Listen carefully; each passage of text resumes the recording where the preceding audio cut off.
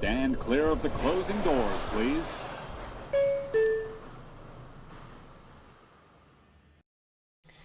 What is up, you guys? Welcome to the stream as the New York Mets drop the opener of the Subway Series with the Yankees, a final score of 6-2. Tylor Megill with an absolute clunker in this one as he can't even get out of the third inning and puts the Mets behind the 8-ball immediately.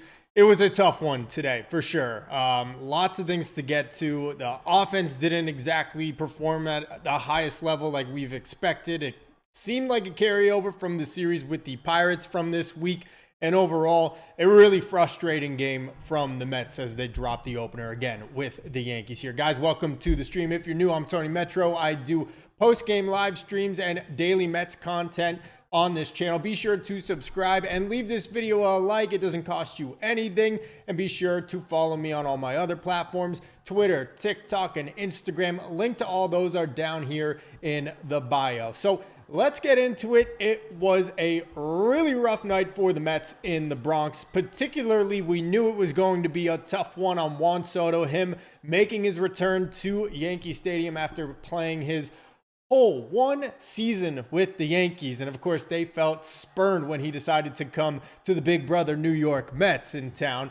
But overall, Soto with a pretty good performance. Unfortunately, the team as a whole, not so much. So first inning, Mets getting in and out of trouble there with Tylor Megill as he put 2 runners aboard, but able to escape that jam, including a strikeout to end that one. But then in the third inning, Megill unable to do anything to wiggle out of that one. He walks 5 people in the game, 4 alone in that third inning.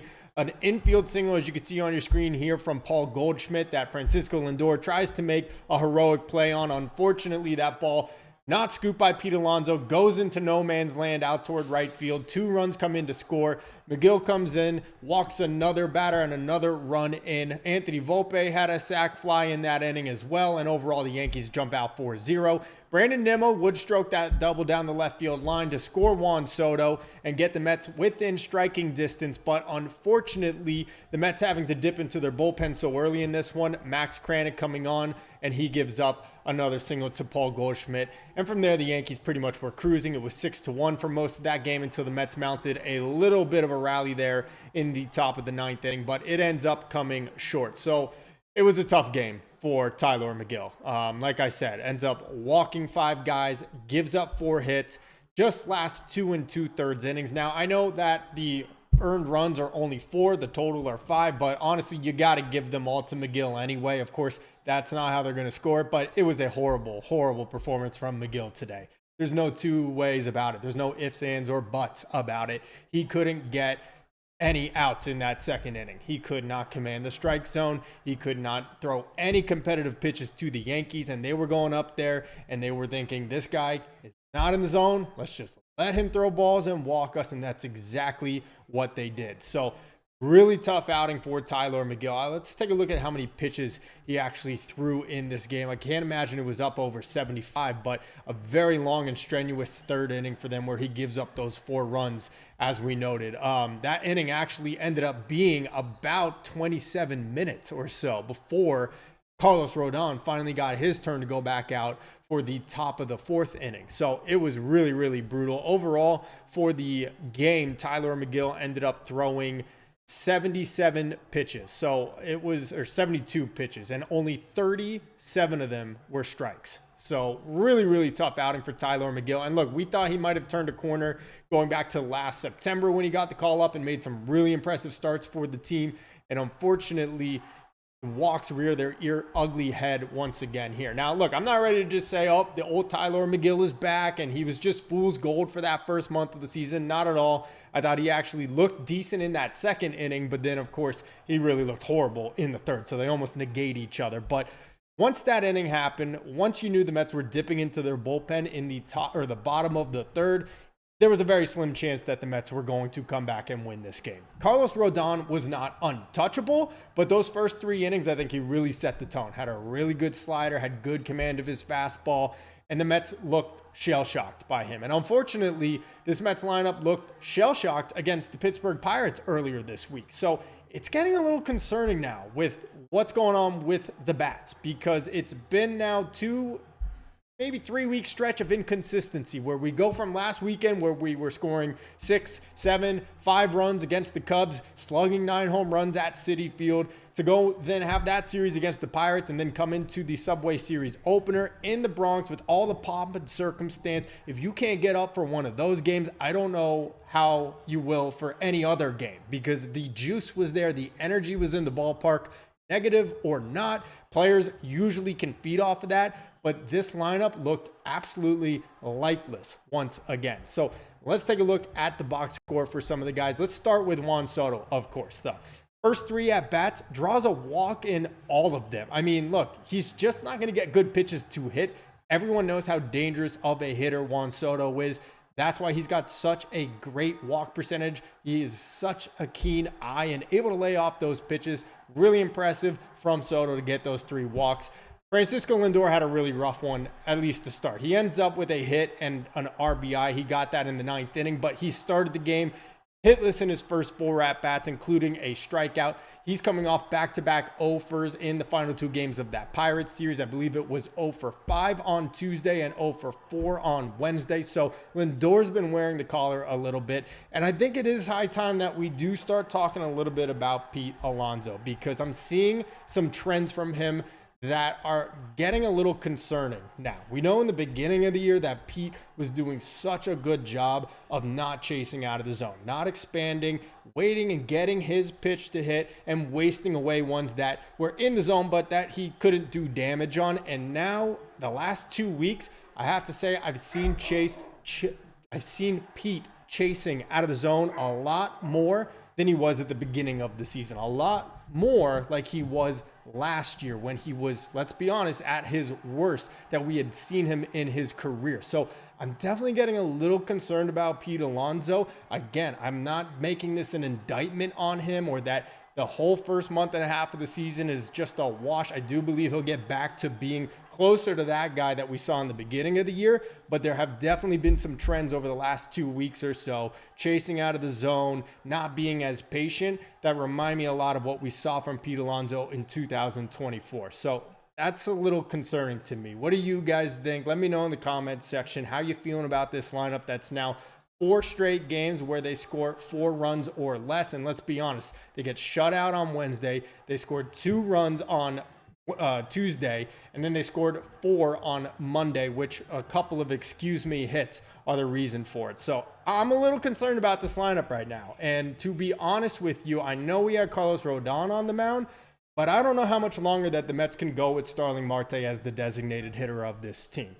He has really been brutal so far this year. Brett Beatty has been hot. Again, I know it's a lefty on the mound. I know Mendoza's going to go with the matchup in that situation, especially a veteran like Starling Marte. But he has been really, really bad so far in 2025. Tonight, a couple of different opportunities with runners on base. He ends up going 0 for 4 with 2 strikeouts.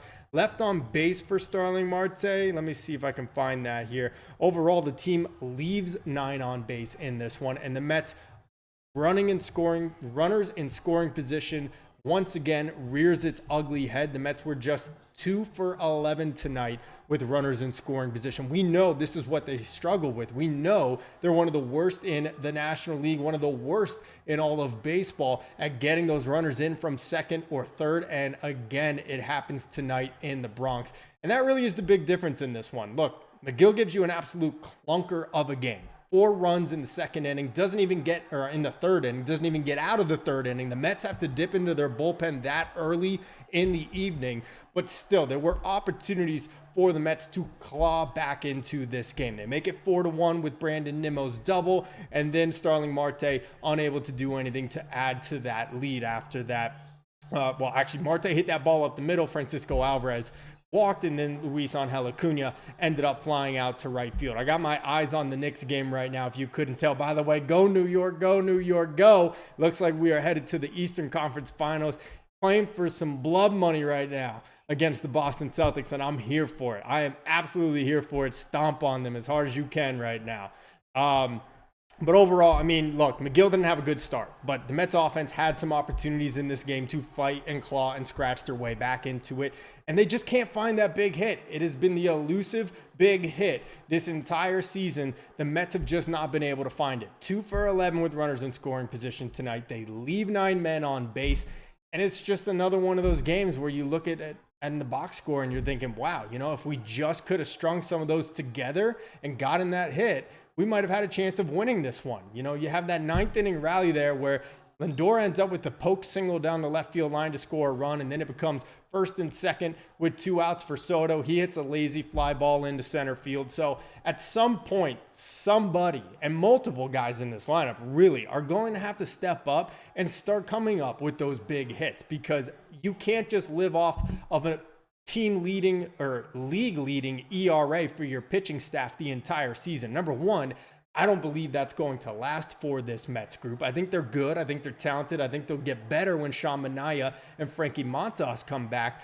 But let's be honest, a 2.35 team ERA for the rest of the season is simply not realistic. And I don't think this particular group of guys will continue to pitch as well as they have. So at some point, we need this whole team to be clicking on all cylinders, and we haven't seen it yet. It's early. It's the 2nd week of May, so we're not going to freak out yet. We're not going to call this team, chokes, or that they're going to go down this really bad path. There's a lot of time to figure it out still, but it would be nice to try to get a vibe for what the identity of this team is, because right now, I'm not totally sure what it is. We would think it's probably the starting pitching and the staff and how good they've been. The bullpen at one point was carrying the team. Then they lost A.J. Minter. Then they lost Danny Young. Now we're not really sure about Denno Nunez and Jose Butto. And now the lineup isn't producing. We expected this offense to basically be scoring 5 runs at will on a consistent basis. Well, then we lost Jesse Winker and Jose Siri, though he wasn't really producing much at the plate. He brought a lot of run scoring opportunities with his speed alone. Unfortunately, it's kind of become a very one-dimensional lineup at this point, where it's basically home run or bust. A lot of playoff teams are like that. It can work, but it seems more often than not, it's been bust for the Mets lately. Pete Alonso has not hit a home run in about a week and a half. Francisco Lindor has not hit one in a while. Juan Soto has not hit one in a long time as well. So at this point, it's like, well, how are they going to manufacture runs? They're not the fastest team. Starling Marte's not giving them any spark as the designated hitter. So how are they going to consistently score between 4 and 5 runs? That's something that they're going to have to figure out, and it's not going to get any easier because they have a very difficult schedule coming up. Obviously, 2 more here with the Yankees over the weekend.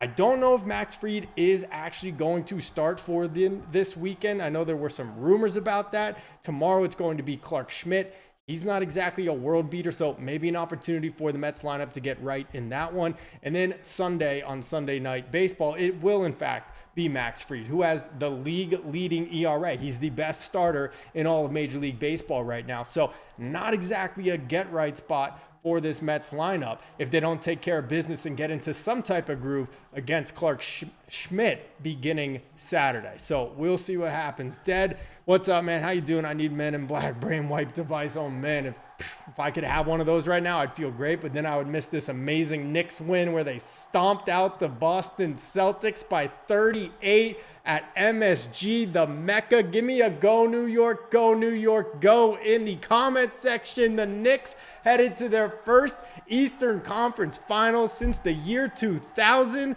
We love it. If there's one thing that we can agree on as New Yorkers, Mets fans, Yankees fans, is that we're all about the Knicks. Nobody likes the Nets. We know that, so that's great news. Pumped for that. Yeah, if I could have that Men in Black wipe memory thing, I would be really grateful for that right now, because that was just an ugly game from the Mets. I mean, you fall behind 4-0 like that in the 3rd inning, and it just felt like it was over. And the Mets got nickel and dimed in that inning. I mean, put the 4 walks aside from McGill, because that was just atrocious. Dude could not find the strike zone for his life.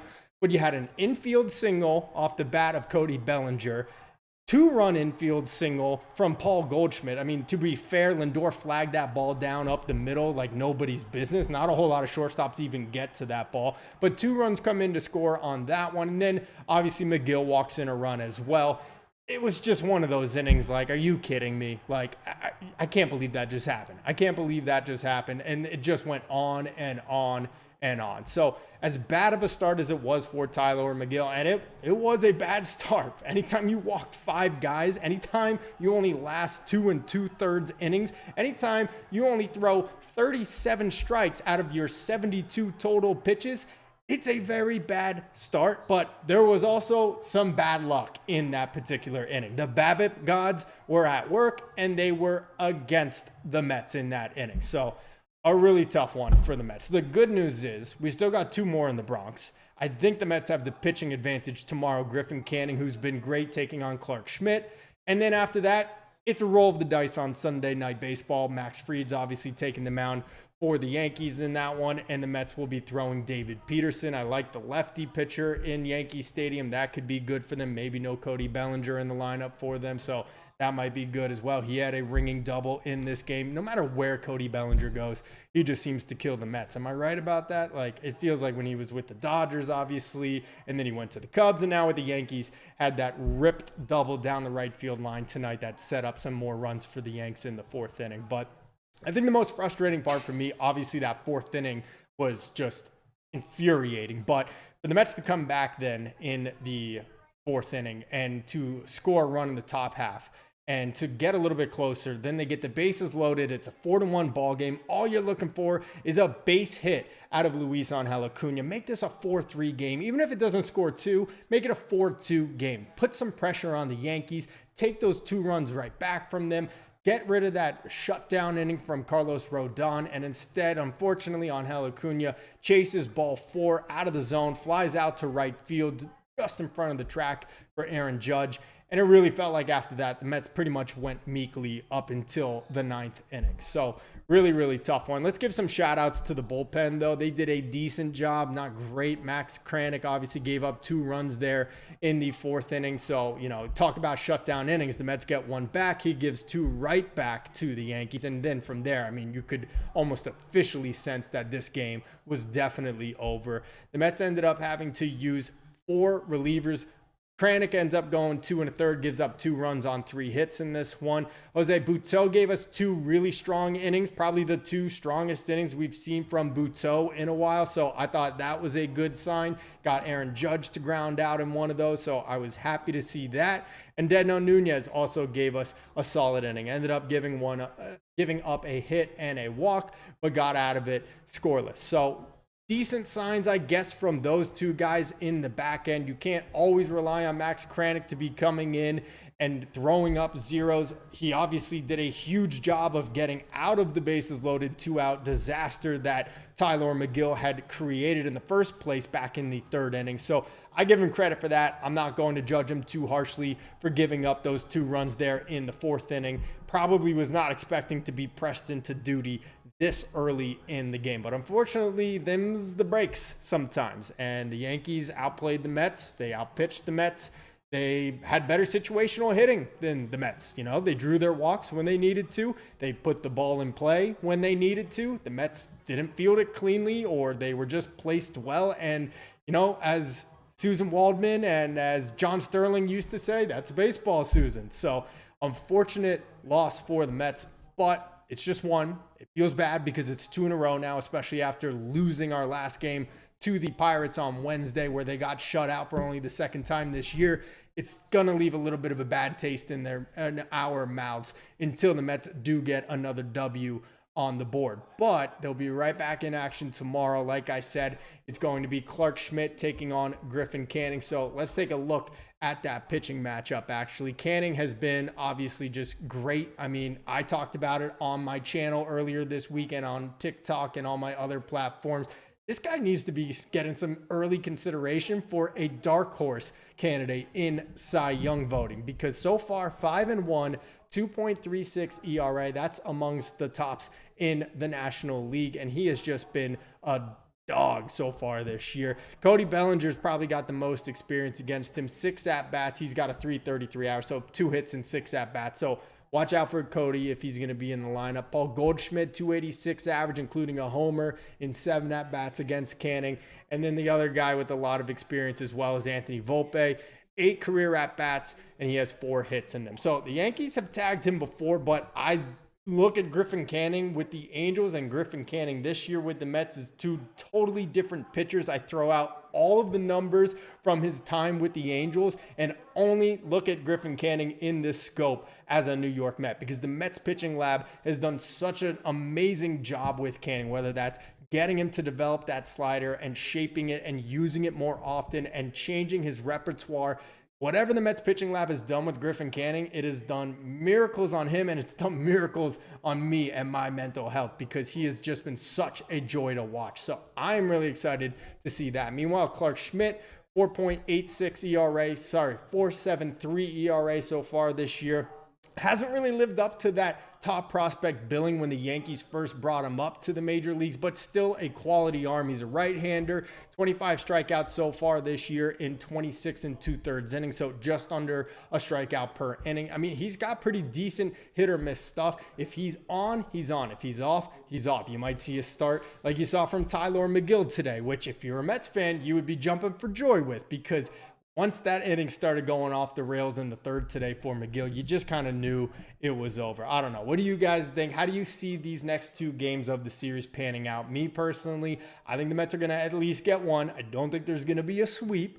I can't say definitively the Mets are taking 2 out of 3 with the Yankees having Max Fried on the mound on Sunday. That guy has just been ridiculous. That being said, I will say that the Mets have hit Fried before when he was a member of the Atlanta Braves. Now, I don't know if he has some type of pinstripe power or aura going over him right now, but I do know that this Mets lineup has had some success against Fried in the past. So it is possible, but it all begins tomorrow, because like I said, the Mets score 4 runs on Monday against the Pirates, 2 squeaked out runs against the Pirates on Tuesday, and then gets shut out on Wednesday by some no-name pitcher for Pittsburgh, Bailey Falter.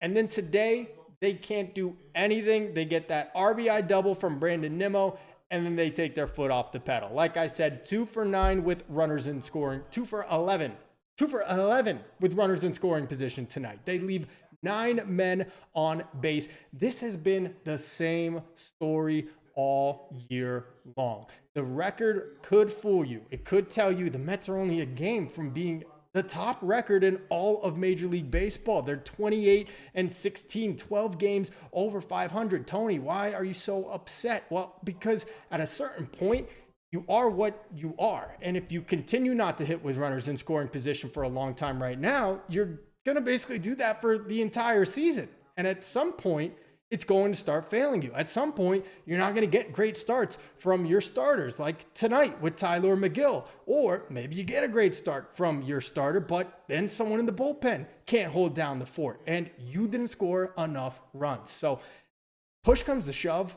That is my biggest concern about this team right now. It's not Tyler McGill. It's not those ancillary marginal pieces for the Mets right now. Guys that we're using right now, but push comes to shove, they may not be on a playoff roster should the Mets be fortunate enough to make the playoffs. I'm not going to put the cart before the horse here. I don't want to touch the money. I'm just saying the Mets lineup was expected to be scoring 5 runs per game on a consistent basis with Juan Soto, Pete Alonso, and Francisco Lindor as your top 3, plus Brandon Nimmo. Plus, you were hoping for a similar season to last year for Mark Vientos, maybe some development out of Francisco Alvarez and Luis Angel Acuna, and maybe even, just maybe, something out of Brett Beatty, which, by the way, they've gotten over the last 2 weeks, and yet it still feels like they're pulling teeth to get runs across, and I'm not exactly sure why. A lot of people want to point toward their hitting coach, Eric Chavez, and at a certain point, I might start looking that way too. And that point might come sooner than later, because the runners with scoring position, the situational hitting has been absolutely atrocious for this team. Like I said, you could blame McGill for this one, but the Mets lineup had their chances to claw back into this one and just simply could not find even one big hit outside of Brandon Nimmo's double there in the 4th inning. So I've said my piece. That's just how I feel. Let me know how you guys feel. Tell me in the comment section below. James Buckley, 10-10 in our last 20. James, man, you are the realest. You keep it 100 all the time, because you were saying just the other day they're 10-9 in their last 19, and now look, 10-10 in their last 20, 500 team. And it's not even like the schedule has been that tough. Like, yeah, we had the Cubs, yeah, we had the Diamondbacks. Like, those two teams, obviously two of the better ones in the National League for sure. But then you had 3 against Pittsburgh where you could have got fat. I'm glad they took 2 out of 3, but they really should have swept that series with the Pirates. I mean, losing that game Wednesday, getting shut out was tough. And then to come into this one and just basically get slapped around by the Yankees early on, that was just really tough. So 10-10 in our last 20. I mean, that's how it goes. But still, LFGK, let's go Knicks. Knicks head into the Eastern Conference Finals. If you are a Knicks fan, let me know in the comment section below. Give this video a like and subscribe if you are a Mets fan and want to see daily Mets content. Even if you're not a Mets fan, maybe you want to drink our tears when we're not doing well, you could do that too. I don't care. Just come chat baseball with us. So appreciate everybody joining here. But in the end, it is a 6-2 Yankees victory in the Subway Series opener in the Bronx. Juan Soto, he got booed. He got booed pretty loudly. My brother was at this game. He said it was deafening when Juan Soto came to the plate in the first inning. I mean, look, like, come on, guys. Like, you guys are acting like a jealous ex-girlfriend. Like, I'm sorry. He's just not that into you. He looks better in orange and blue anyway. What can I say? Like, that's just how it goes sometimes. But he ends up drawing 3 walks in this one. Comes up there in the 9th inning with 2 outs and the runners on first and second. Chance to make it a 1-run game or get aboard and load the bases to put Pete Alonso at the plate as the potential game-tying run. But instead, lazy fly ball to center. So tough night for Soto in terms of having that impactful at bat. But this is just kind of who Juan Soto is. We know that he's going to draw his walks. He's going to get on base. That's why he's got such an impressive on base percentage, such an impressive OPS, because he's not going to swing at junk, and they were not giving him anything to hit. I think it was a 4-pitch walk from Rodon in the first inning, and then after that ends up drawing 2 more walks. But like I was saying earlier in the stream, let me know how you guys feel about this. I'm growing a little concerned with Pete Alonso. I see he's been chasing out of the zone a lot more than he was this first month and a half of the season. He did such a good job of that the first 25 or 30 games of 2025, of staying within himself, not expanding the zone. And even on the pitches that were strikes, if he didn't like them and couldn't do damage on them, he was wasting them away. He was fouling them back. And now it feels like he's getting a little back to that antsy Pete that we saw in 2024, where he's diving away at that slider and he's going for that low curveball that dips out of the bottom of the zone.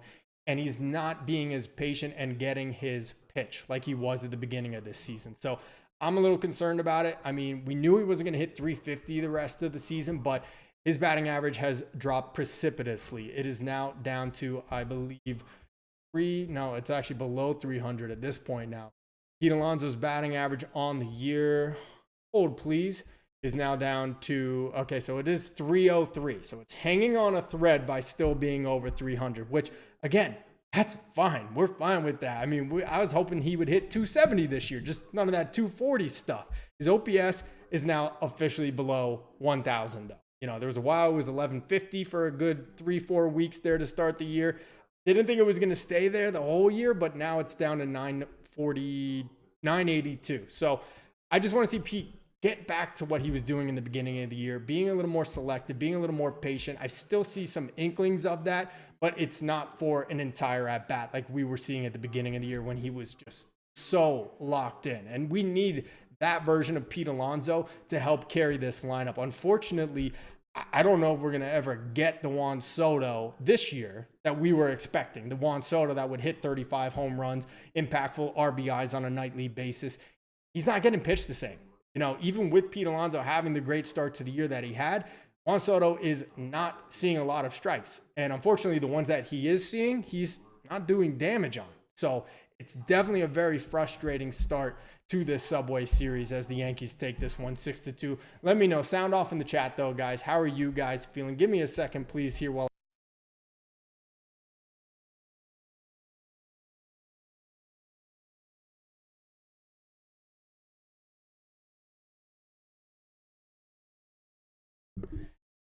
yeah, James, you said it best. Alonso's cooling off, 179 average last 7 games, 224 in the last 15 games.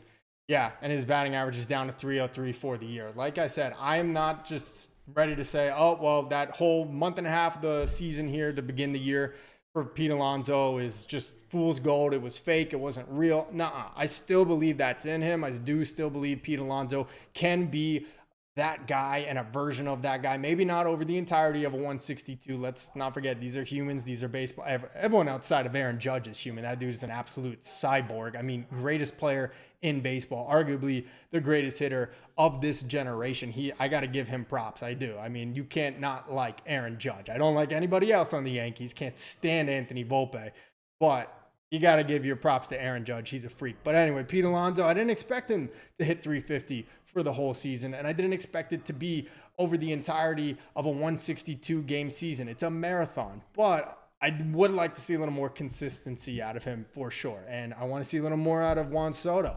I mean, those two guys are the anchor of this lineup. You know, it's been a little rough 3-game stretch here for Francisco Lindor, but just on Sunday had the game-winning home run against the Cubs. He's been great pretty much the whole year outside of these last 3 games. I'm not concerned about him, but it's the other two guys, Alonso and Soto, that really I'd like to see pick it up, especially just because, like I said, the other marginal pieces around them in the lineup aren't doing a whole lot. You got a base hit from Mark Vientos today. That has been nice to see, I will say. Vientos almost on a daily basis getting a base hit. He must have at least a 7-game hitting streak at this point. It's not a 3-for-3 fill out the box score type of 7-game hitting streak, but he's getting that one knock a day, as Keith Hernandez would say. You get one a day, you're going to hit 333 by the end of the season. So I'm happy to see that. He's brought his average up to 245.